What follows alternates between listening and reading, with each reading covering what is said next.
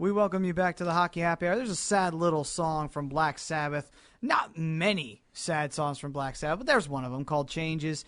Ozzy Osbourne, of course, during that time he was in Black Sabbath. He also actually redid that song with his daughter Kelly, as a matter of fact, for a bit of a tribute for the family during the time they were the Osbournes. A little bit of TV knowledge there for everybody. But dropping knowledge. Yeah, and just a little bit of a song to touch the theme of if one of your favorite players is no longer on your hockey team.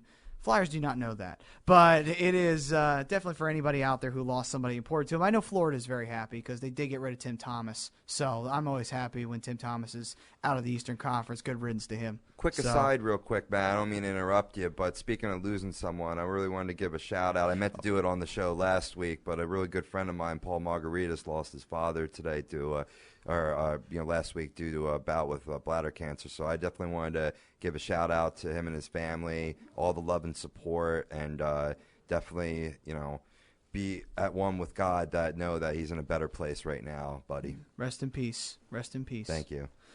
And now we're going to move on to, there's been a lot of Philadelphia Flyers that have come and gone over the years, and let's be honest, not all of them have been all that great. But then there have been those that have been absolutely phenomenal. And I know your man crush is one of them. So yes, sir. Definitely. We're going to go through our bracket since it is March, and March Madness is basically about to kick into high gear. All the teams of basketball and even hockey are getting ready to gear up for the big Nationals tournament. And I know, Tom, you've probably much got your picks getting ready to go for March Madness, right?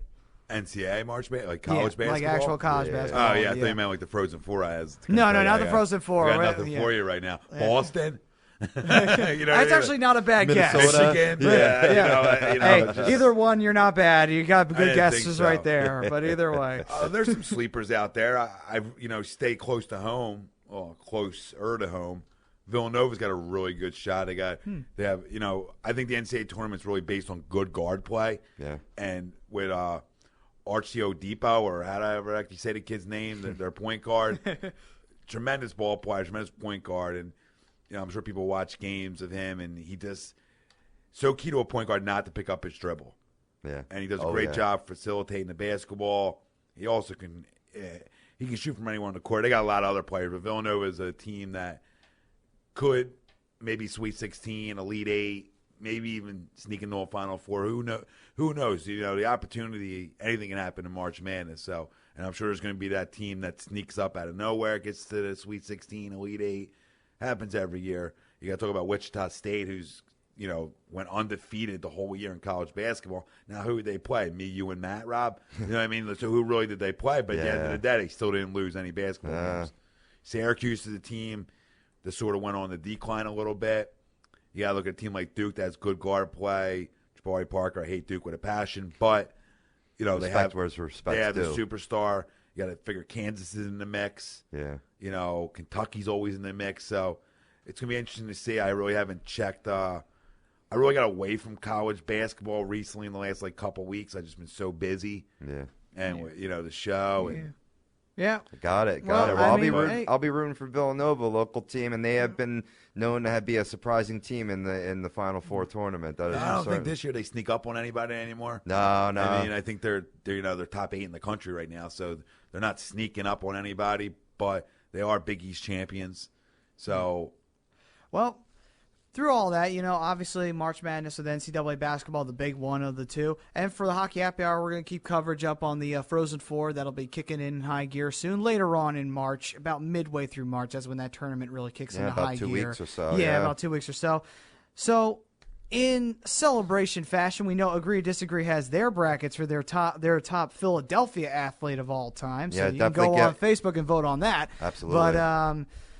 But since we put that, basically I sat here as producer of that show with you and Nick, Tom, and even Rob was there, and Noah Eaton was there, and we all were just kind of saying who goes on this list, who doesn't. So me and Rob kind of had a brainchild idea of why not do the all-time top flyer, because we know some flyers are on the list, but why not go a little further into that since we are the Hockey Happy Hour? It's funny you said that because we're actually forgot to talk to you about this, Matt, but we're actually, once this bracket's over, we're going to go into the worst Philadelphia athletes of all time as well and do a bracket on that. Good. Don't tell TJ and the fraud Philly sports guys, please, because they're already telling me that I'm stealing their idea.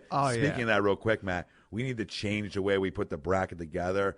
Looking at TJ's guys and the way they did it, you can actually click on and vote for each round. Yeah. So I'm going to steal it and make sure that we can vote so I don't have to read 789 posts on Facebook of people's picks. That might be it was easier. if anything, it was like a quick throw together, so that way people had an idea of, hey, this is what we're talking about. It's far easier to ask for forgiveness than it is to ask for permission. So take that. Take it. Yeah. Take it to So- the house. Yeah. So now we move on with our top of our Flyers brackets, and I know we're going to start it off through our different decades because there are about 4 decades we separated it into. The first era is the 60s and 70s Flyers. The 60s was the beginning of the Flyers' journey. They had their playoff runs. They got eliminated by the Blues. 70s was the time period where once they became the Broad Street Bullies, they won 2 Stanley Cups, and since then they were just playoff team forever.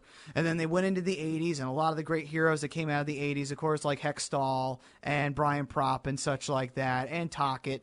And we go into the 90s superstars like Mark Recchi and Eric Lindros and Johnny Leclerc. And then we go into the 2000s with Jeremy Roenick and players like Keith Primo, who was captain then, and then getting into even more recent with Richards and Carter. So through all those decades, we're going to start off with obviously the chronological order. We're going to start with the 60s and the 70s.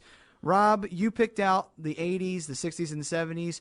What's your bracket looking like for the early days of the Flyers? Sure, I can give that over to you. Now, of course, I get assigned these because, I am the older one of us, too. Maybe a little more familiarity. That's actually the reason why I did that. Yeah, making me feel old over here. But you know what? Hey, even the 70s were a little bit before me, so I had to do some research here. Now, you want my top 8 from 1 to 8, or you want my bracket set up? Let's do the bracket setup. It'll be easier. You got it. All right. So topping off with 1 versus 8, we got seed number 1. Big surprise, Bobby Clark. Yeah. The captain of the Flyers and the 2 Stanley Cups that they got versus number 8, Barry Ashby. And this was a tough for him to make the list because he didn't have a whole heck of a lot of time to play with the Flyers due to an awful eye injury that made him retire early, and then developed, I believe, leukemia not too long after that and passed away 6 months later after getting diagnosed. Yeah. Terrible. But, I mean, he was just had such a great, profound effect on the Flyers. They still have the Barry Ashby Award that they give year in and year out to, the Flyer that shows, like, the most... and he was the first jersey retired by Philadelphia. That's correct as well. So that's a tough matchup. You got 1 versus 8. It could be a potential upset, but I don't know. It's a possibility only because Barry Ashby he's so close to the hearts of so many fans. Even those who weren't alive in the 70s, you still hold Barry Ashby very close to you. Because Not a shot. Not a shot. Bobby Not Clark. a shot. I mean, I'm trying to sell it. I like your style, Rob, but not a shot. Don't get me wrong, though. Bobby Clark is pretty much in the heart. He's automatically right there. He's just like you gave Ashley an opportunity to succeed right there. You really did. Like you plugged him well. And you had me started thinking like, oh, maybe. And then I'm like, no way. No, it's Bobby. Well, even if Clark does retire him in this. This is who Ashby took off of this list of top 8, and these are some notable names too that I couldn't believe I was taking this off. You got Billy Clement. Who's really known for being more of the Flyers announcer over the years to the younger generation, but he was a great player for those Stanley Cup teams. You got Terry Crisp, not on this list, who actually won a Stanley Cup with the Calgary Flames because he coached them too. Right. Oris Kindrachuk.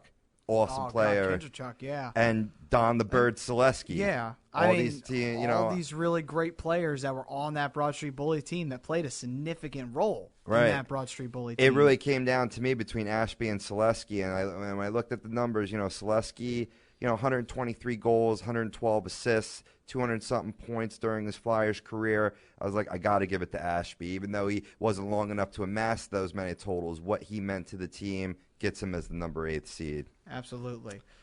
All right, then. So now we go to the number 2 seed. And this might be the most interesting one of this decade. Number 2, Bernie Parent. Yeah, Bernie. Only the Lord saves more than Bernie, right? Yeah. Hey, it's very true. Yeah. It very much is. And he's battling number 7 seed Dave the Hammer Schultz. Oh. Well, it's a good thing that this isn't an actual fisticuff battle, or in other words, Dave Schultz would have had this one already won. I'd say so. Bernie was saving pucks. He wasn't battling like Sugar Ray Emery over there, taking on Holtby, Oh, man, that's a tough one for me because you just got to love Dave Schultz. Just because you go back and you watch anything from that time period, you're like, man. We like to think that, Ronaldo was an animal, and we like to think that Brown was an animal for the Flyers back in the day, or Berube.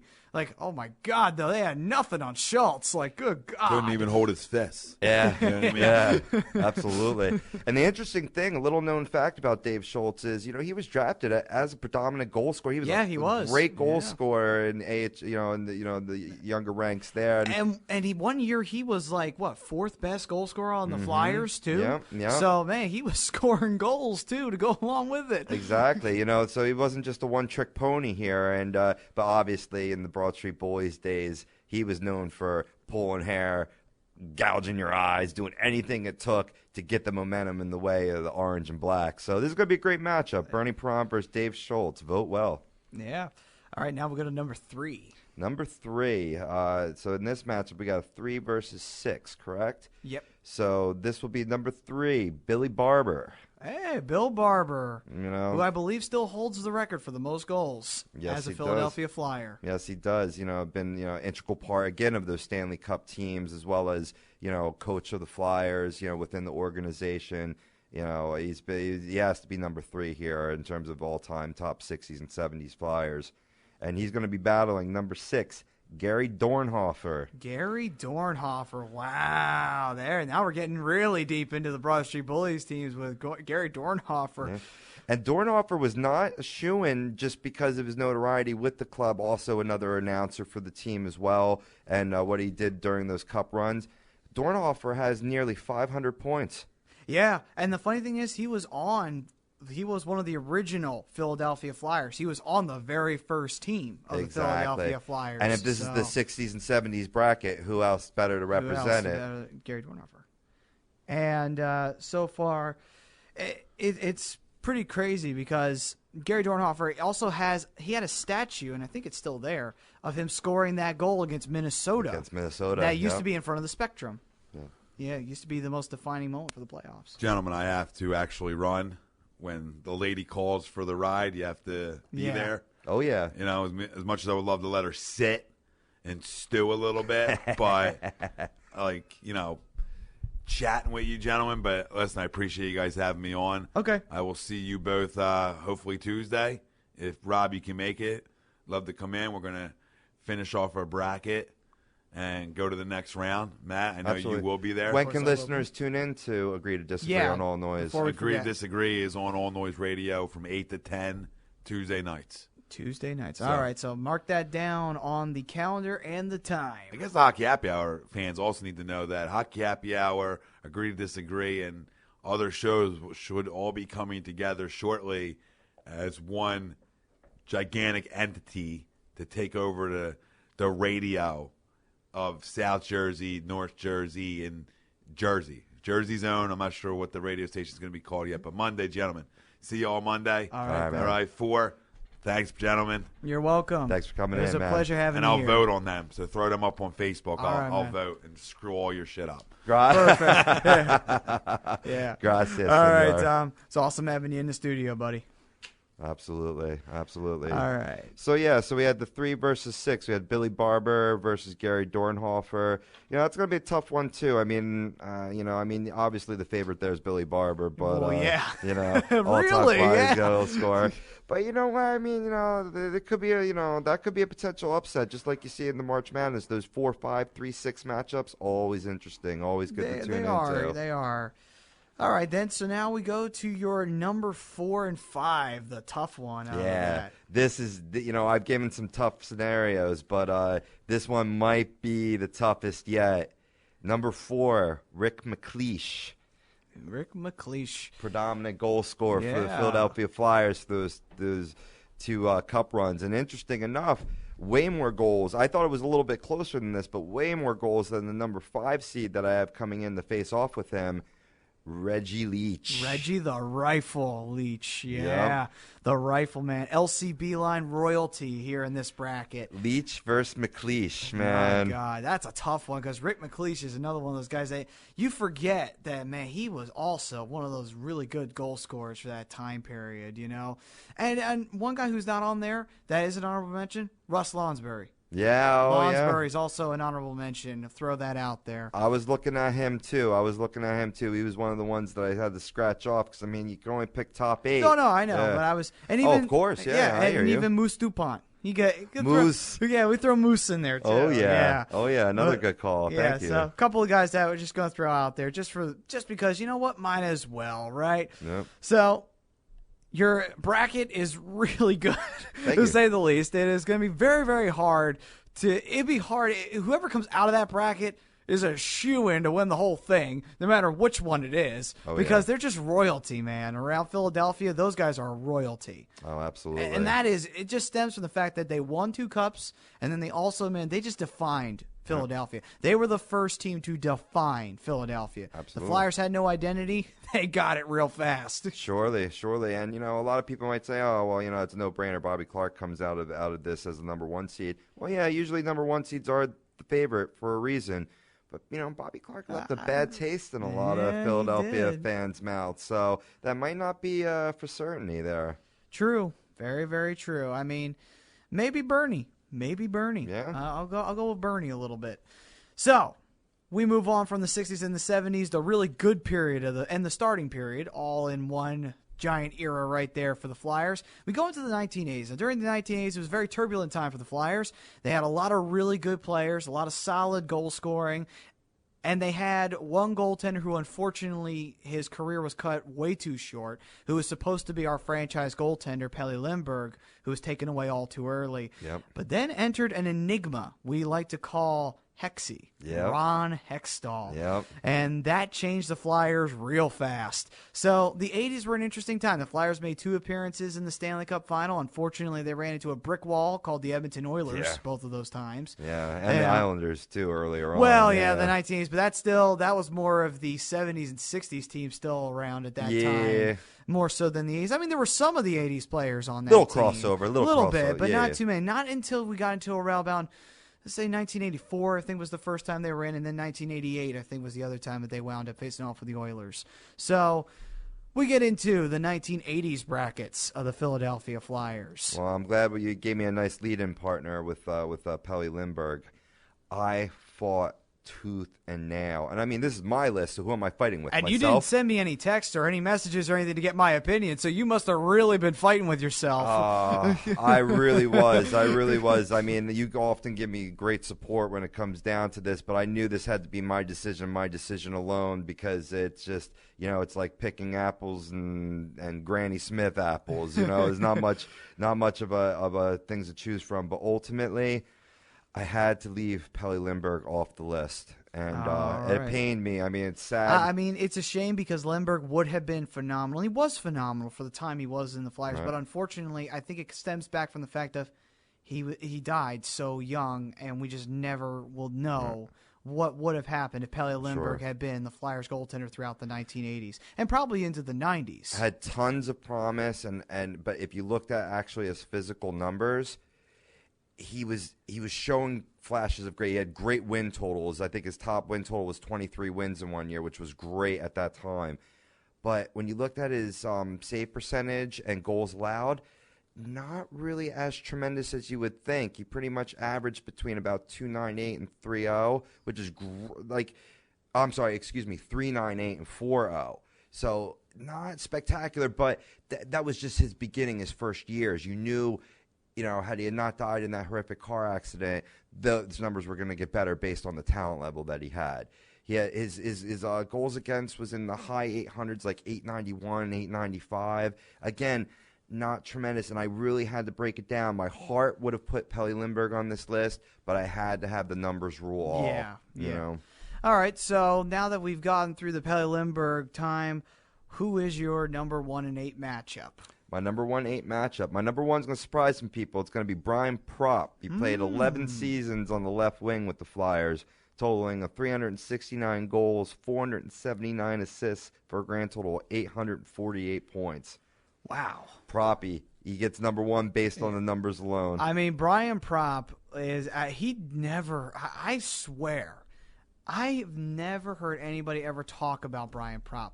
And it's a shame because he had such a significant role in those 1980s teams. Everybody talks about Mark Howe and Rick Tocchet and Peter Zezel. I mean, even he comes up half the time. Yep. But, man, people forget, man, without Brian Propp, I don't know where those 80s teams would have been. You know, there was a time, wasn't he captain too? Yes. Yeah, so, I mean, by God, without him, who knows what would have happened to the Flyers. Yeah, absolutely. You know? And the buzzsaw that's Chris Chelios. You know, he could have had even a longer and more prolific career if he wasn't suckered from Chelios from behind, cracking his skull on the ice. I remember the very first Flyers game I ever went to.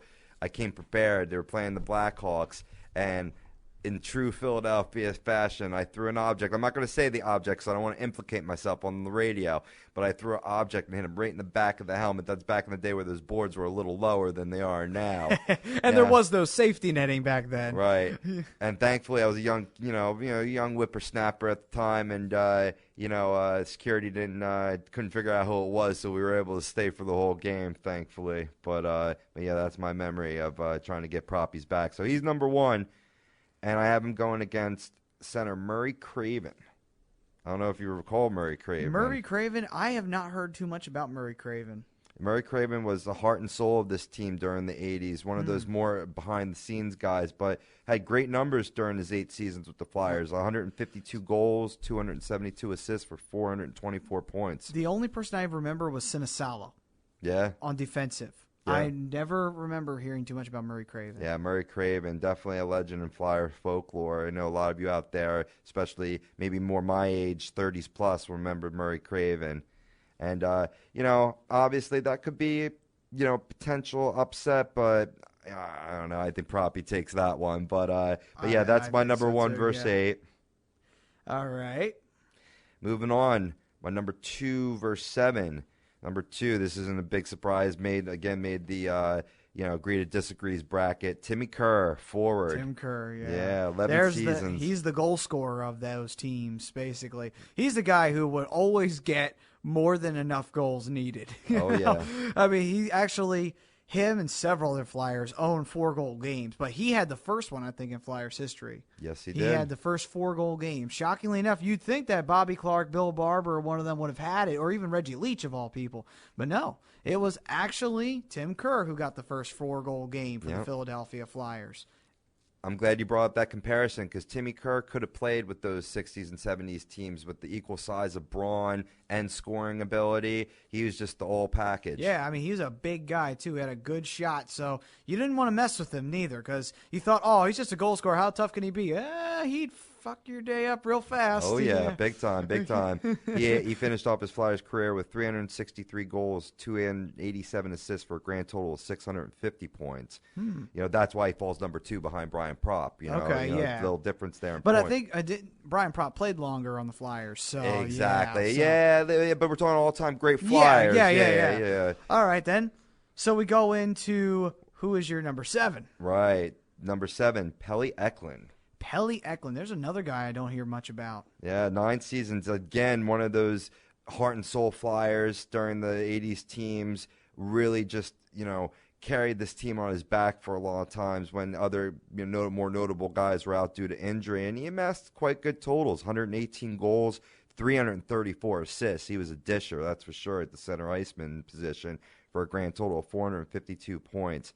Great, just like one of those, who he reminds me of from the current team? He reminds me of like a Scott Hartnell, or even like a Jonesy, where you get underneath your skin a little bit. Yeah. Yeah, nothing like Keith Jones. Yeah, But Pelle Eklund, just, another Pelle that lived on, unfortunately.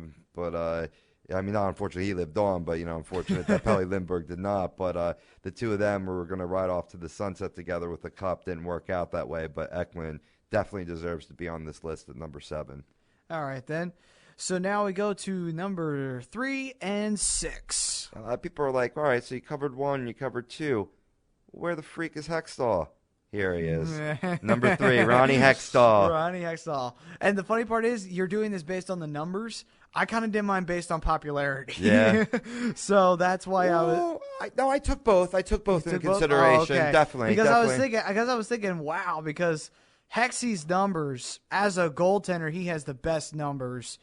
Period. Right. I mean, Bernie would, but Bernie only played for a very short period. That's what people seem to forget. Bernie was not a Flyer much long after those cups because he retired not all that long after that.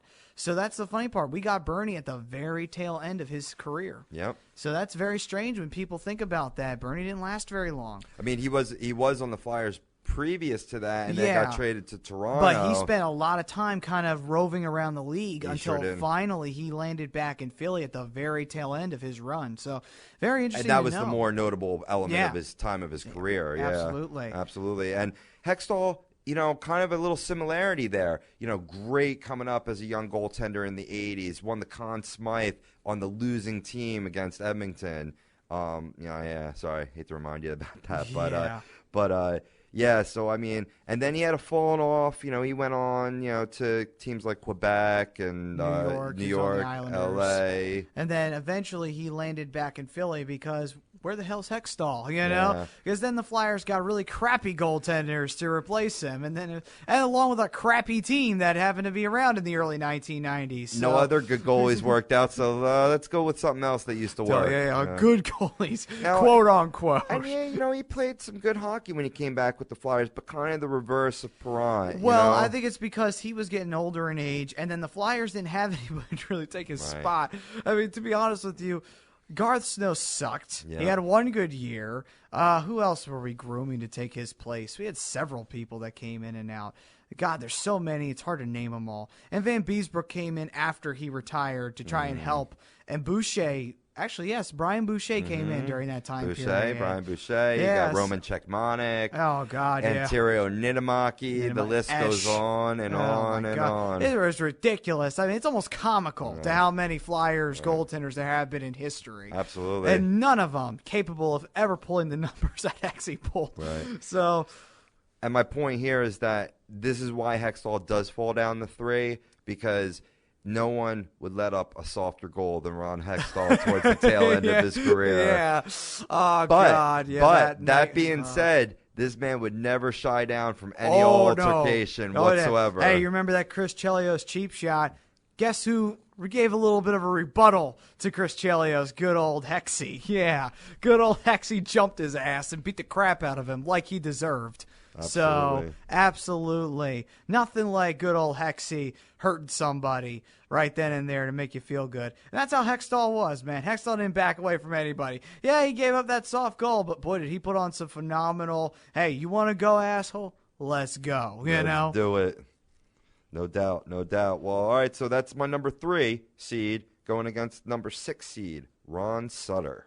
Ron Sutter. Now, there's a guy who's another unsung hero for the Flyers. And he actually had, his brother was on the team, too, as a matter of fact. He was. The Sutter clan. I believe there was 4 that played all time in hockey. And actually, I think there were 6. 6? Yeah, I looked it up. Me. I think there were 6 Sutters. Wow. And there are 2 who are now getting ready to play in the NHL now. And that's incorporated in the 6 total. That's who I'm missing. It was the 4 brothers, and then these are the next generation Sutters. Yeah, got it. Okay. No, I was talking about there are 2 Sutters that are in the NHL now.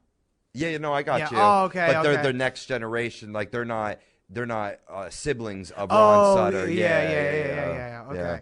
Right on. Well, hey, he deserves to be on this list. In 9 seasons with the Flyers, he amassed the total goals of 137 to 221 assists for 358 points. As a matter of fact, one of those Sutters plays on the New York Islanders, might I add, nowadays. One of those new Sutters. They actually brought that up when the Islanders were playing the Flyers in the first game. Right. I remember that. Yeah, so one of those new generation Sutters is actually playing it with orange in his jersey, but with blue and blue and orange, really sucky colors. Yeah, anyway, right. I'm sure Ron Sutter had to have been shaking his head somewhere at that thought. Like, oh no, he's a 9-1. This sucks. Especially with his battles from his playing days.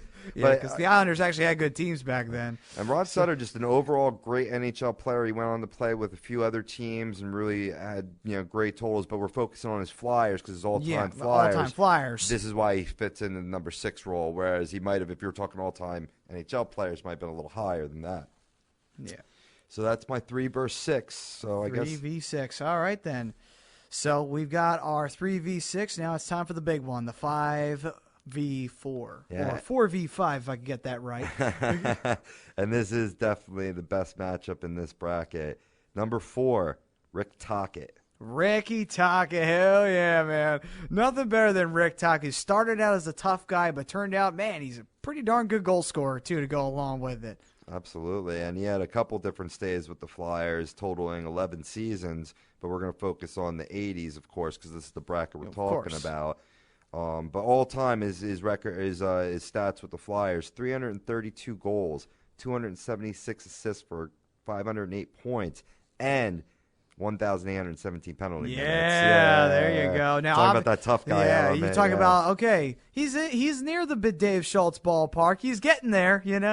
He would probably he's in the ballpark. He's in the stands though. Yeah. The guy playing out in the field is Dave Schultz though. Still, but. And him and another member that I'm not going to mention because that feeds into one of your brackets. The mullet Flyers, as I like to call them. The mullet Flyers really kept the female Flyers fans coming to the stadium, getting their panties all wet and in a bunch because they were just the hot rods, the hot studs of those late 80s Flyers and into the 90s there. Yeah, because the Flyers were relatively very young in the 1980s compared to the 90s. There were some young players, but there was a lot of veterans that were rolling around during that time period. Yeah. Well, the reason why I bring that up is, interesting enough, that's a big causation for why I became a Flyers fan. My first girlfriend of all time.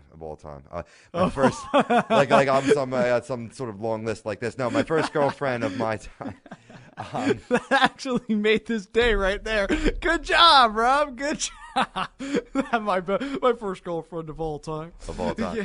But she was a huge Flyers fan. She's who got me into the Flyers. Okay. Loved Rick Tocchet, and you're a man that I'm not going to allude to. All right. Time. And the big reason why I started following the Flyers, which is really different from a lot of my other teams' likings. But women are pretty motivating. So yeah, pretty much. Yeah. Pretty much. So number 4, Ricky Tocchet going against number 5, Mark Howell. Mark Howell, yeah. Now there's a guy. I always like Mark Howell. He's probably my favorite player out of all 1980s Flyers, only next to Hextall. And the only reason why is because Mark Howell never did anything bad. Like, you ever notice that he was smart with how he played? A lot like his father. Right. Yep. Gordie Howe was a smart player, and he's Mr. Hockey for a reason.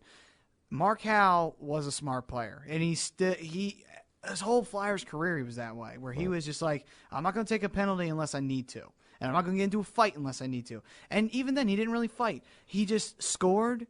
He assisted. He did the right stuff that a defensive man's supposed to do. Mark Howell was like the whole package. Oh, he really was. One of the first guys that was both a stay-at-home and could come in on the rush. He was equally great at both. They often thought about making him a forward, kind of like they've done with a few other defensemen these day and age that we're going to remain nameless because we do not like him on here on the show. But Mark Howell, just recently had his number retired as well. Legendary Flyer, played 9 seasons with them, and as a defenseman had 138 goals.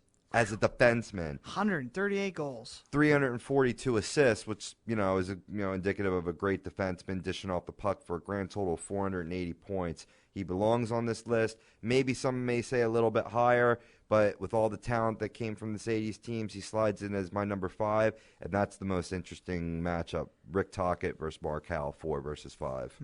All right, then. So we've got the 1980s and the 60s and 70s covered.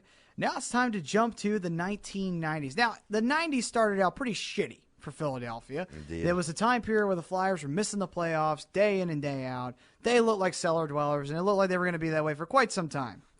Till one draft year, number 1 overall pick named Eric Lindros decided to fuck over the Quebec Nordiques and say, I'm not playing in Quebec. Well, when that happened, somebody knocked on the door of Quebec. Actually, 2 teams. The Rangers and the Flyers were 2 very, very interested teams in Eric Lindros. Now, the Flyers were by luck, happened to be the first deal that they said yes to. Then they decided to try and retract and go with the Rangers. But arbitration kicked in, and the Flyers got him. Right. So, I remember that. but the Flyers had to give up a hell of a lot to get they Eric did. Lindros. Basically, our entire team had to go to get Eric Lindros, including our number 1 draft pick, Peter Forsberg, Yep. who eventually was a Flyer, but very irrelevant, and hurt his ankles and fucking sucked. So you are not in this bracket. Now, Also, Ricci, too. We had to give to we had to give up Mike Ricci along with a great player. another really good player. Yeah. So a lot of really good players who had to leave Philadelphia in exchange to get Eric Lindros. So, but that's when things all of a sudden changed. Because then a team was molded around said Lindros, and Sir Lindros and his Legion of Doom started kicking ass and taking names in Philadelphia and created a lot of memorable times for Philadelphia fans during a time period where the 1990s, there were only 2 teams that could ever lay claim to really getting the Flyers: the New Jersey Devils and the Buffalo Sabres. The only 2 teams that could say that they were a pain in the ass for the Philadelphia Flyers. Any other team, you threw them against this team, they destroy them. Right. Literally, would absolutely physically and goal-scoring-wise destroy them. Right. So that was the 1990s. Only 1 cup appearance, though, in 1997. They sadly found themselves swept out of it by the dynasty itself, the red and white Detroit Red Wings. Buzzsaw they ran into Yeah, there. unfortunately. And then the Capitals the next year, they suffered the same fate. And then in 2002, Carolina suffered the same fate. Yeah, Buzzsaw just kept on churning out Stanley Cups. Just to comment on that Legion of Doom line before we move on, I got to say, I mean, and this is putting all personal biasness aside, got to be top 5 hockey line of all time. Oh, yeah, absolutely. Gotta be. It's one of the most memorable lines in hockey. I mean, even if you didn't like the Legion of Doom, you knew who the Legion of Doom were. That was a time period where the Flyers were known because it's just like Eric Lindros. That's why. Because people knew Lindros and hated Lindros. And that's why the people knew who the Philadelphia Flyers were during this period of time. Yeah. So we move on to my 1990s bracket and my 1v8. Obviously, we already know who number 1 is in the 1990s. If he isn't number 1, then it's not really a good bracket. It's Eric Lindros. Numbers don't lie, neither does all the controversy that surrounds Eric Lindros. From beginning of his Flyers career to the ending of his Flyers career, controversy. From that annoying trade we had to make to get him to him stiffing us over for a season and us dishing him to the freaking Rangers after, let's see, about 8 seasons, would you say, with the Flyers? Yep. Yeah. After all that, being captain of this team, might have, since day one, to screw over the Flyers, definitely left a bad taste in a lot of the Philadelphia fans' mouths. But it's all water under the bridge now. Lindros played at the alumni game and everything. He reunited a little bit with Johnny LeClaire and everything like that. So also rectified his long-standing feud with Bobby Clark. In that too, game, along with it, because he did stiff over Bobby Clark when he did do what he did in 2000 when he screwed over the Flyers. But nonetheless, Eric Lindros is number 1 in this bracket, and he goes up against number 8, a hard-working, nose-to-the-grind player. I could have picked 3 players, any of these 3 players, and they would have counted. I was going with either Fedek or I was going to go with Podine. And unfortunately, just by sheer consistency, Podine got the bid. Now, Brent Fedek, I kind of feel sorry I left him off this list. His hair's a guy who's he was a good goal scorer, man. He was a hard worker, but so is Podine, man. Podine is one of those guys that I just thought, another guy who's just such a hard worker for those. And he was during that time period. He was already on the Flyers when the Flyers were bad in the 1990s. Right. And yet he stayed with it, and he was one of the 2 guys that survived that trade with Forsberg. And he wound up forming not a bad chemistry with his line, which was, I believe, the second line. You said Lindros 8 seasons with the Flyers, right? Yeah. Yep, you're absolutely Yeah. correct. I was just trying to see if my math was right. I was trying to think, okay, let's see, 1994, I think it was, all the way till about 1999, basically. So about 8 seasons. Spot on, buddy. Yeah. So we move on to that. Sean Podine up against Eric Lindros. I mean, obviously, we all kind of have our favorite moments. Obviously, one of my favorite Eric Lindros moments was when he actually broke that Ottawa Senator guy's face in. the boards. I mean, I can't. It's a dirty, dirty hit. Even back then, that was a dirty hit. But and back then, you could get away with it. But, boy, I'll tell you, Lindros would not survive in today's NHL. He probably would have been kicked out of the league. Yeah, I'd say so. Yeah, but nonetheless, that's probably my favorite Eric Lindros moment. But anyway, we move on. So Sean Podine and Eric Lindros, obviously Lindros is a shoo-in for this win, but I think some people still don't like Lindros for what he did in the 1990s. Some people have forgiven him, but a lot of people haven't. Where do you stand on that, Rob? When it comes to Lindros, honestly, a lot of people say he was too emotional of a player. Yeah. Kind of indicative when he started crying on stage at the ESPYs after we got swept. And he obviously had an ego. Right. Yeah, he had an ego. He could definitely dish it out and then would cry about it, and we've seen that on a player that we like to bash on this show quite a bit. Say what you want. Scott Stevens. Yeah, or Sid the Kid, I was thinking of a little bit crying for but Scott Stevens is I was talking about the guy who would wound up ending his career. Yeah, almost. exactly. I got you. No. But overall, Lindros was great for this team. He was a great captain. He really led this team to all the way to almost the promised land. I'm all in favor of Lindros being your number one pick. Yeah. All right then. So him against Sean Podine. Obviously, I'm favoring Lindros on this one. I'm pretty sure you are too. Oh yeah. So we move on to the It's closer than you'd think, though. Podine was a great player. He was a good player though. And now 2v7. Now, on one hand, another member of the Legion of Doom royalty, none other than the man we got from Montreal in a trade with Mark Recchi, Johnny LeClair. Now, there's the guy. Yeah. Man crush. Yeah, John LeClair, who wound up wearing an A for Philadelphia eventually in his career. But, man, was he just phenomenal when he was with the Legion of Doom. Absolutely phenomenal. The man would score. The man would fight. The man would do everything that it took. And you never heard a word out of him. He never whined. He never complained. That's one thing I will take away from Lindros, even to this day. LeClair just shut up and played his game. And that's all that you can ask for in a player, is just play your best and don't cry about it if you don't win, Right. You never heard that out of LeClair. Never. So that's another reason why I'm still a big John LeClair fan. Never heard anything out of him. Just always do the dirty work in front of the net. Got predominantly a lot of his goals right there in his kitchen, in the kitchen, so to speak. Yep. And really modeled the way for a lot of future players, coming from that. A lot of future Flyers, even like a la Mike Knuble. A la Mike Knuble, yep. Who I was debating putting on my 2000s bracket, but we'll get to that eventually. Now we move on. His number 7 seed opponent is one of the better defensemen during this time period, Chris Therien, a man who played who played on the Flyers pretty much his whole career, with the exception of one mid-year with Dallas, and then came back to the Flyers to end his career.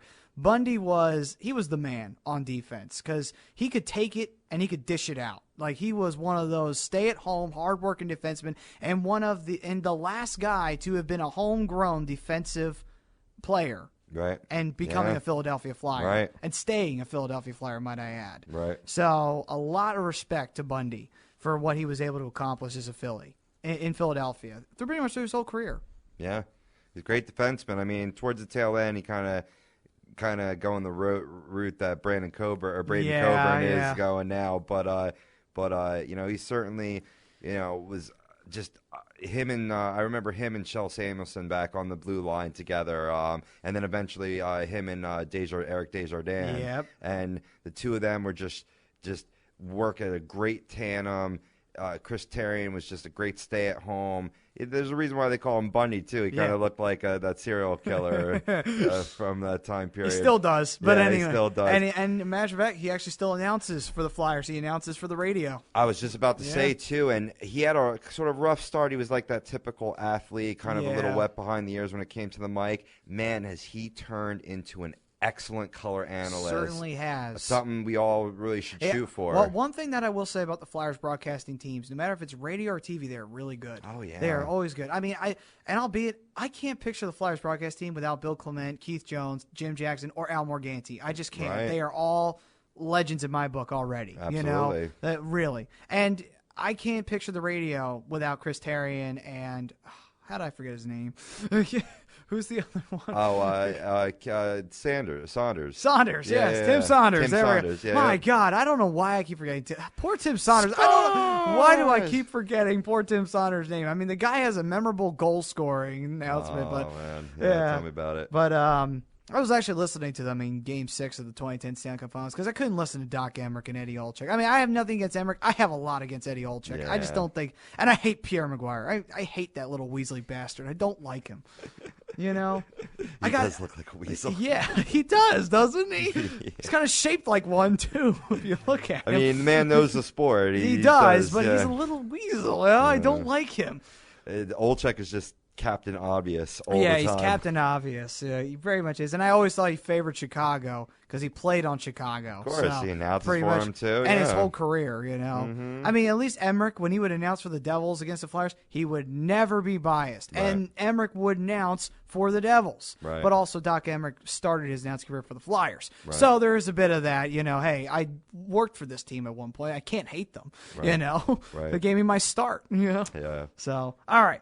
We move on, and now we go to number 3 and number 6, Mark Recchi at number 3. I love Mark Recchi. I'm going to love Mark Recchi till the day I die. He's one of my favorite Flyers of all time, and he owns one of the records in the Flyers book for most goals in a season. Yep. So, and he still owns that record today, so I defy somebody to try and break it, because he actually broke it in the 1990s, and nobody's been able to touch it since. So, measuring stick right there. And Mark Recchi, it's a shame that he had to leave Philly to win a Stanley Cup. Yeah. And it's a shame he could never have won it in Philadelphia. It would have been great. It was a shame, you know. He won in a couple different places. What, with Pittsburgh. Pittsburgh. Just so happened it was his rookie year when he won a Stanley Cup, might I add, with Pittsburgh. And then also he came back to Pittsburgh and happened to be on that team that beat Detroit and then won another one with Boston. So he won 3 cups with 2 teams that wore black and gold. So Mark Recchi up against the final member of the Legion of Doom at number 6, Michael Renberg. Now, why is Renberg down low on this list? Well, I'll tell you why. Renberg played the dirty game, but he also played the hard-working game that you don't necessarily focus on.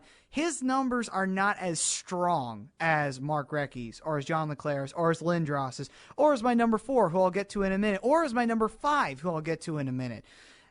I just think Michael Renberg, he was that really good player that nobody talked about on the Legion of Doom. Yeah. But he was still a great player, and he deserves to be in the 1990s bracket. Great wrist shot. Great wrist shot, though, yeah. My goodness. He had a great shot. But again, his numbers don't add up. And he didn't play for the Flyers for as long as Lindros and LeClair did, because by the end of 1997, Renberg was traded. And he wound up not staying on the Flyers. He wound up on Toronto after that. So that's a bit of a throw out there that he didn't have as long of a career with Philadelphia as did Lindros and LeClair. Right. So a little bit of there. So, but Mark Recchi versus Michael Renberg, number 4 and 5. Number 4 is a guy that's close to everybody's heart in Philadelphia, and it's a shame that he was traded all too early. And this guy who's coming up at number 4, very close to all of our hearts. He was one of those great players. He was, fortunately, it didn't take long for him to be dished from Philadelphia, and it's a shame and a very controversial reason why he was traded. And a little bit of a story that I will tell getting into this. Number 4, Rod Brind'Amour. Hot Rod. Yeah, one of my favorite Flyers of all time. That was the one I didn't want to spill the beans on. Another mullet guy. Yeah, another mullet guy. All business up front, party in the rear. Yeah. Yeah, another one of those lady killers, Rod Brind'Amour. Speaking of ladies, there's actually a rumor rolling around that that's why he was traded from Philadelphia, because him and Lindros had a clash over Rod Brind'Amour's wife, because Lindros was having a bit of with Brind'Amour's wife, and Lindros being the captain and the superstar, they had no choice but to dish Rod Brind'Amour away. And Rod went on to captain, but he got the last laugh because Lindros never won a Stanley Cup. Brind'Amour wound up leading a Carolina Hurricanes team to beat the Edmonton Oilers in 2005 and win his Stanley Cup. So you know what? That's good for Brind'Amour. At least he got the last laugh at the end of the day, and he's got his name on the cup, and Lindros doesn't. Probably the only time I'm happy a Flyer doesn't have his name on the Stanley Cup. Probably, but I can't condone that. Can't condone it. Don't give a crap, you know? I can't condone that. You know, what's interesting, that has not been the first time, and what certainly won't be the last time that there's been a little wife swapping in Philadelphia. Probably not. On the Flyers specifically. Feel free to fill me in if I miss it. But nonetheless, so Rod Brind'Amour, and then number 5, this guy was the workhorse for the defense, and he is what would be the predetermination of Kimmo Timonen. Ladies and gentlemen, I don't have to say anymore, Eric Desjardins. This is the hard workhorse of Philadelphia. The hard-working guy who just kicked a lot of ass down in that defensive end and just played the dirty game. He got to those corners. He pinched along the board.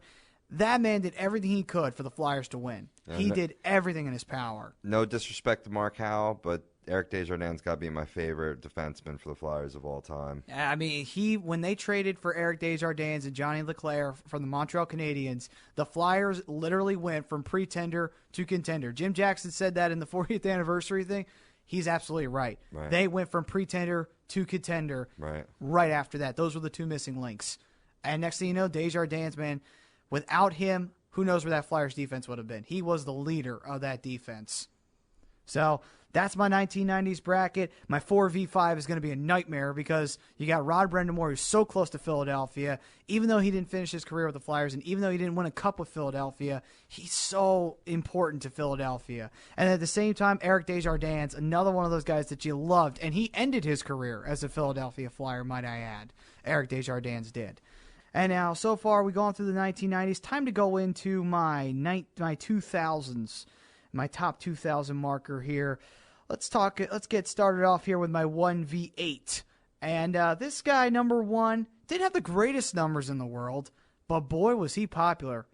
Captain of the Philadelphia Flyers in those early 2000 years, and the Last Chance Flyers captain, Keith Primeau. Oh, great pick, man. Yeah. Creams. Yeah, Keith Primeau. I mean, we all love Keith Primeau. We can't hate Keith Primeau, man, because when he came to Philadelphia, it was like flicking on a switch, man. He was awesome. Yeah. From the moment he put on that orange and black jersey, he made a statement. It's just like, I'm here. Everything's going to be all right. You know, because I think people were worried. And I think people were really worried about where it was going to be in Philadelphia. I think people were very much afraid of a lot of what was going to happen because of Lindros's fallout. Right. And what was going to happen. Lindros leaving. A lot of people were, what's this team going to do for leadership? Right. Asked no more questions. Primeau stepped in. Enter Primeau. And Primeau led this team with an iron fist, and he did so very well. Absolutely. It just, we were talking about like our disagreement over Ryan Callahan. Here's an example of a captain that did all the intangibles and scored goals and led by leadership on and off the ice, the whole package for a captain. Absolutely. Yeah. He was the whole package, and he still has one of those great goals in Flyers history after that 5 OT game, and he will be remembered forever in Philadelphia because of that goal. Oh, I love that goal. He's been immortalized for that because he finally ended that game. Another great steal that the Flyers had from the Hartford Whalers / Carolina Hurricanes organization. The list could go on and on. Absolutely. And now we move on to number 8. Number 8, and this is the reason why he is, because he only spent 3 seasons on the Flyers, and his career, again, cut way too short. Chris Pronger. Pronger is number 8, and I debated not putting him on this list because of the fact that, yes, he had an impact on the Flyers, and yes, he was a good captain while he was here, but he only played for a very short period of time, and it was the good years, don't get me wrong, very good years. Oh, yeah? But I was debating whether to put somebody else on here. I was thinking maybe putting Mike Knuble on here. Right. Because Knuble was captain, might I add, for a period of time. Very short period. Actually, no, he wasn't captain, but he was alternate. He became captain because I think Alberts got hurt. Right. And then he had to take over. Right. But, and Mike Knuble did do a good job leading the team during that short period of time. But unfortunately, Pronger had such a huge impact when he came to Philly. I mean, everybody thought our troubles were over. And indeed, our troubles would still be over if Chris Pronger was still playing, might I add. Didn't get that awful concussion that really ended his career. I mean, he hasn't fully admitted it yet, but it has. Oh, it has. I mean, the Flyers have pretty much already said he's not playing ever again. Yeah. It's, people are still asking about his progress. I'm like, well, I mean, I'm happy. I would ask him about his progress to be sure that he's okay. As a man, I'd be worried absolutely. about him. I'd be like, "Are you all right? Is everything okay?"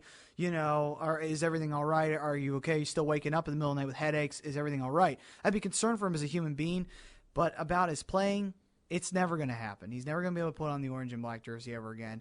It kills me because you know what? It's just like, damn, that could have been a guy who definitely could have led us to a Stanley Cup. I had no doubt in my mind he would have been able to. Yep. So we go to my 2v7. My 2v7 is Jeremy Roenick, number 2. I love JR. Oh, You gotta love Jeremy Roenick. He was a mealy mouth, but man, could he score? It's not so much me, but it's Roenick. It's Roenick, yeah. The little swingers line for all you people out there. You gotta love Jeremy Roenick, man. The man just played his heart out on the ice, and he literally bled. I mean, when he was playing for Chicago, he got busted open, didn't even get stitches. Went back into intermission, got stitches, and then won the game for Chicago that night. That just shows you the kind of player Jeremy is. And then when he came to the Flyers, he brought that exact same style of play to Philadelphia for the 4 years. Only 4 years, might I add, did he play on the Flyers, but man, did he have an impact with Philadelphia. He really did. I could still go to a Flyers game now, and I could still see at least 10 to 20 Jeremy Roenick jerseys. Right. So it doesn't lie. Number 97 for the Flyers. You got to love him forever for that. And although he did have different numbers with other teams, but Jeremy Roenick versus number 7, Jeff Carter. Now, Jeff Carter's number 7. Matchup. Now, Jeff Carter is number 7 for a reason, because his career is still going on, and he is not a Philadelphia Flyer right now. He's with the Los Angeles Kings. But he did have a huge effect on the Flyers. Like Jeremy Roenick, he was a goal scorer, and he would find a way to score almost every night. Right. I mean, Jeff Carter was that kind of player, and I don't care about what he did off ice. Oh, my God. If we cared about what people did off ice, Lindros would have never have been a freaking Flyer. Yeah, I mean, right. Come on now, people. They're going to get angry and trade him away, and this is directly at Paul Holmgren and Ed Snyder. You're going to get rid of Jeff Carter and Mike Richards, your franchise players, which they were, and just because they do on-ice antics, you're going to get rid of them? Is that your legitimate excuse? Why don't you just buck up and have the balls and the brass to say, we traded them for salary cap space to get Ilya Brizgalov? Yes, the gamble didn't pay off, but at least you're being honest with us. So, anyway, Jeff Carter definitely had a huge effect on the Flyers. He was a huge goal scorer for that 2010 Stanley Cup team. And, man, was he scoring. He was scoring during the lean games against Boston. He was still scoring during those games. Right. So, I mean, Jeff Carter was a workhorse. He was really a workhorse, and he was the goal scorer of that 2008 through 2010 Philadelphia team. He really was. Actually, even into 2011, goal scorer. Absolutely. 3v6, number 3, my favorite Flyer of all time, Simon Gagne. Ah, Simone. I love Gagne. Gagne, and I remember this to this day when he scored that OT winner to force Game 7 against Tampa. Gagne became immortalized forever in my book after that game. Really great, man. Yeah, had to love Gagne because, man, he was so important to the Flyers. During that time period with the last chance, you wonder who was the youngster of that group? Gagne. Yep. And then you're like, well, we got a good future ahead of us. Gagne is our youngster because, man, he's scoring out the ass. Yeah. He would just score goal after goal, man. I feel like I grew up with him because we're roughly about the same age, and when he first came to the Flyers organization, he was put up by one of my good friends from high school, Really? him and Donna Zubris. So I got to meet them as 16-year-olds while I was in high school. Speaking of popping a top back, Yeah, and then we were a little underage. But then the funny part is that when and people always wondered, could Gagne fight? Oh yeah, he could. Oh, yeah. And you want to know why? He trained with George St. Pierre. did not know that. Yeah, he worked out with George St. Pierre. Wow. So Gagne not only could score, and he could beat the crap out of you too if you messed with him. So not a good idea. Sure. But just a great individual. So many times I got into conversations with him during Flyers carnivals. Just really great. Always there for the fans. Absolutely. I still have my Flyers 2010 home Gagne jersey, and it's my favorite jersey because he was my favorite player. Sweet. It always will be my favorite Flyer. Nobody's taking that spot. Sweet. All right, now we go to my number 6, former captain of the Philadelphia Flyers, captain the 2010 Stanley Cup Finals team, Mike Richards. And Mike Richards deserves a spot on this list because people forget he was the captain of that Phantoms team that won that Calder Cup. Yes, he was. That was impressive. Yep. Only time the Phantoms have won the Calder Cup. Mike Richards deserves a lot of credit for that. And then to go along with it, he brought a lot of high energy, high impact, because 2007 was a really bad year for Philly, and everybody wondered what's going to happen. What is going to happen in 2008? When they wound up in getting a player, who I'll bring up soon, and Mike Richards was promoted to captain, it didn't take long for Richards to make an impact. Oh, yeah. Soon, he led this team by example. He would get into a fight, he'd get the hit, he'd get the goal, he'd get the assist, and he'd say, that's how you do it, boys. Do what I do, and everything's going to be all right. In a lot of respects, he's kind of synonymous to Eric Lindros in my book. May not be your favorite person on the face of the earth, but you cannot deny what he contributed towards this team. Absolutely, and there's no doubt he had a chip on his shoulder. Yeah. So did Jeff Carter, but guess what? You can't judge the guy by off the ice. I mean, by God. Do you think Patrick Kane would be a Chicago Blackhawk right now if they gave a shit about off-ice antics? No. Yeah, I mean, come on now. Seriously? No. Oh, my God. But anyway, enough knocking on Paul Holmgren and his stupidity. But we move on. So, Mike Richards versus Gagne, that's a tough matchup, but I'm definitely favoring Gagne on that one just because I love Gagne. So, you know, I'm a huge fanboy when it comes to Gagne. I can't help it. But Claude Giroux is number 4, my 4v5.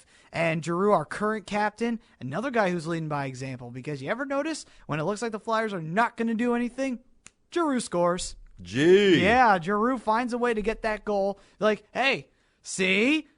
Do what Giroux does. This is why he's your captain. You do what he does. Man, is he on a hot streak of recent? The He past has 2 been. games, Yeah. 2 goals And and assist apiece. I'll admit, he had a bad start to the season, but once he got that first goal against Edmonton, man, he's led by example since then on, and he keeps on doing so. Tops in he's the just league like, hey since guys, then. do what I do. Yeah. You know, keep it up. Yep. You know, he's been phenomenal since then.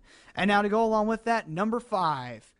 Danny Briere. Wow. Yeah. The battle of former roommates. Yep. Man, there was a lot of rumors circling during that time period, too. But they trust me, folks, they're all that is man.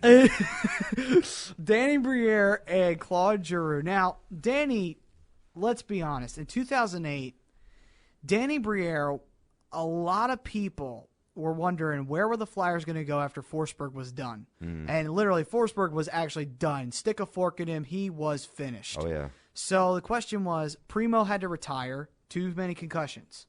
So now it's just like, well, where do we go? Mike Richards is captain. Jeff Carter's here. Those are 2 Phantoms.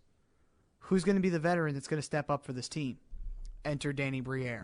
Briere was brought in from Buffalo, and thank God, besides Gagne being on the Flyers, thank God for Danny Briere. Oh, yeah. Without him, who knows what would have happened in 2008 to that Flyers team, because that team was relevant because of Danny Briere. Yep. And come playoff time, no finest goal scorer in Absolutely. all of NHL, He was past, present, or future. I'll speak for the future, too. Yeah, Mr. Playoff. Oh, yeah. And he will be Mr. Playoff for Philadelphia for quite some time because, quite frankly, I can't think of anybody else who could have had a mediocre season and then, boom, like turn the on switch during No kidding, man. playoffs. It was You know? amazing. The only player I've seen that in any other sport was Reggie Jackson for Yankees. Well, I've seen it in hockey, but it wasn't for the Flyers. Yeah? Yeah, you don't want to know. No, let me know. Lemieux. Yeah, Claude Lemieux. Yeah, good call there. But, yeah, that's why you didn't want to know. Not quite as good of a goal scorer No, as Danny definitely B, not. but he, same type he would of- turn it on during the Yeah. playoffs. I mean, quite frankly, let's face it, player to player, Claude Lemieux shit compared to Danny Briere. I just threw up on my mouth a little Yeah. bit. Ooh. Let's face it, Claude Lemieux is shit compared to Danny Briere. That's right. But anyway, doesn't even have enough ability to kiss the ground that Briere walks on, quite Right. frankly. And no, Lemieux is not royalty. He's an absolute asshole. So, and he deserves to be treated as such. Even the Devils admit that he's an asshole, and So he helped them win a cup. Your 4-5 is Claude Giroux versus Danny Briere. Wow, that is Yeah. tough. All of our 4-5s are so freaking tough. They are. Holy man. cow. Actually, let's do a quick run through of our 4-5s again. All right. Yeah, your 60s and 70s and 80s, and my 90s and 2000s, because these are nightmares. My 4-5 from the 60s and 70s was Rick McLeish versus Reggie Leach. Oh my God. That's like, oh my That's goodness. horrible. How the hell am I supposed to vote on that? Like, that is horrible. Go by the numbers, folks. Go by the numbers. Or go by popularity, whatever you want to do. Good God. In the 80s, I had Rick Tocchet versus Mark Howell. Oh, my God. That's even harder. Oh, my God. What the hell? How am I supposed to pick? Flip a beer top. Yeah, good See point. which the side it lands on. No, I'm not taking that kind of chance. I'll be too torn if I don't pick. Can I vote both and just be a Switzerland and be unbiased through everything? Yes. Okay, good. But anyway, my 1990s, Rod Brindamore and Eric Desjardins. Oh, man, that's a tough one right there. That is a tough one right there. I got an answer, but it's not an answer I came by easily. Oh, boy. And Claude Giroux and Danny Briere. Yeah. Oh, Wow. man. Tough. Man. All right. Just out of pure curiosity, who do you think win in a fist fight? I pretty much already know who'd win the fist fight here. Brindamore and Desjardins. That one's out of the way. Yeah. But Danny Briere and Claude Giroux, I don't know. Briere was a pretty scrappy little guy, and then Giroux could drop him, man. Giroux all the way. Giroux all the way. He looks like Fievel from you know, what was that, American Tail? Yeah, American Tail. You know, he's feisty like that, man. Remember when he scored that goal after checking Crosby in the playoffs? He looked like he was ready to tear somebody's freaking head off. Yeah, I know, because he looked right at Yager's like, yeah, let's go, let's go. And Yager's just trying to give him a hug, you know? Yeah, definitely. That was hilarious. In the 80s, no-brainer, Rick Tocchett's winning that fight. Yeah, no-brainer about that. Absolutely. And McLeish versus Leach, man, both of them pretty good goal scorers, not really big fighters. I don't know. I'm going to assume Reggie Leach, only because Leach had to languish in that Oakland Seals team that was absolute shit. There's the tiebreaker. Exactly. Yeah. Exactly. Yeah. Good call, man. So he probably had to drop the gloves a bunch of times during that time period. So, all right. Well, we gave our brackets, and actually we are now pressed for time, so it's time for us to round this part up. But before we do that, give us a quick little roundup of what's going on in the collegiate hockey scene before we forget. You got it, brother. No problem. I did want to make mention, too. I got breaking news here. Zach Kassian from Vancouver Canucks got suspended today 3 games for a really rough boarding hit on Brendan Dillon of the Dallas Stars. Just came through on the phone. Figured I'd... you mean Cassian or Kassian? Kassian. Kassian? Oh, okay. Yeah, Kassian. Zach okay. Kassian? I guess Kassian. I don't know. I mean, sometimes these hockey names are strange. Anyway, move on. Yep. Actually, sometimes, all the time. Basically, now we started off this collegiate year, collegiate year with Minnesota in the number 1 seed, and then Boston College went on a tear and just owned the number 1 seed all season. Well, folks, there's a new sheriff in town. The Golden Gophers are back in number 1. By virtue of Minnesota's 2 wins over Penn State and Boston College, losing its first game in 3 months against Notre Dame, they are now number 1. They garnered 37 first-place votes. BC only registered 12. Now, this is all well and good. One thing I did a little research on is that they'll have their top, 16 or top 20. That's not automatically what their seeding is going to be come Frozen Four time. That still needs to be voted on. Oh, that's voted on? It's a selection just like they have the selection show for men's basketball. Oh, okay. Oh, yeah, definitely. But does it have a big impact where you fall on that? Absolutely. Yeah, it does. Absolutely. So, so they're number 1. Boston College is number 2. Union, which had the other first-place nod, beat Yale and Brown and stays number 3. My boys, St. Cloud State, split with North Dakota and moves up 1 notch to number 4. And Idle, Wisconsin also jumps up 1 notch to sit in the 5th spot this week. Quinnipiac is up to number 8 after a win over St. Lawrence and a tie against Clarkson. Ferris State was swept by Alaska. That's crazy. Alaska? Yeah. Are you kidding me? Yeah, what they got? Scott Gomez playing over there for them? Or, kind of like pulling a little Leon Sandcastle deal there. Oh, well, Alaska can go screw itself. They're probably all Devils fans up there anyway. But they were swept by Alaska, right? And they were swept by Alaska and tumbles 3 notches to number 7. Massachusetts Lowell split with Vermont and falls 1 to number 8. North Dakota is up 1 to number 9 with its sweep over Maine. Providence is back up to number 10. Up from the number 12 slot. Number 11 Notre Dame rises after 3 of its rises 3 spots after its win over BC. That was a huge win for the Fighting Irish there. Michigan tied and beat Ohio State to go from number 13 to number 12. Cornell lost to Dartmouth and defeated Hartford. but falls 2 places to number 13. Northeastern was swept by Boston University. Boston University finally showing up and fall a little too late. All the way from, and Northeastern now falls from number 9 to the number 14th seed, and Vermont leaps up 2 spots to number 15th in this week's poll. Now we get to our defending champs, Yale. Yale's creeping back into this pupper again. They keep on oscillating between 16 and 20.